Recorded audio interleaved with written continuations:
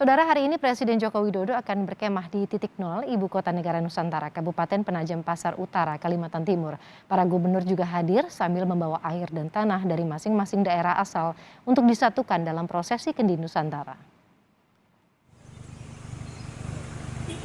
Presiden Joko Widodo berencana berkemah di titik nol Ibu Kota Negara Nusantara di Kecamatan Sepaku, Kabupaten Penajam Pasar Utara, Kalimantan Timur pada Senin 14 Maret. Tak hanya sendiri, Presiden mengajak 33 gubernur. Tapi hanya 5 gubernur di Kalimantan yang akan menginap bersama Presiden. Presiden Jokowi dan sejumlah gubernur sudah tiba di Kalimantan Timur Minggu siang.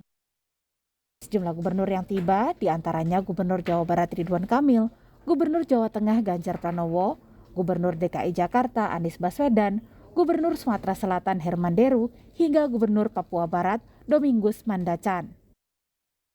Presiden meminta para gubernur membawa air dan tanah dari masing-masing daerah asal untuk disatukan dan disimpan di titik nol IKN Nusantara dalam prosesi Kendi Nusantara.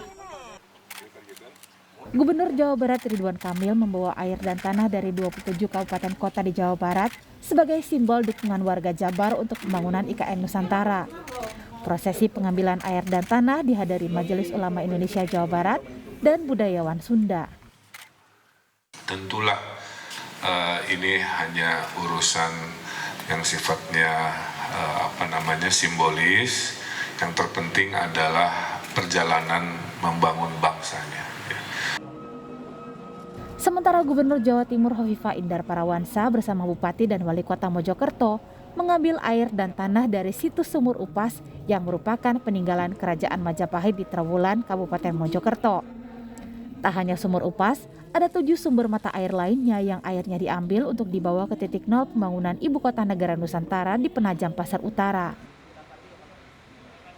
7 sumber air itu atas diskusi dari ada budayawan, ada sejarawan, pakar dari Kerajaan Majapahit, kemudian ada tokoh adat. Jadi kami melakukan pengambilan air dan pengambilan tanah itu atas musyawarah yang disepakati oleh para sejarawan, budayawan, dan tokoh adat.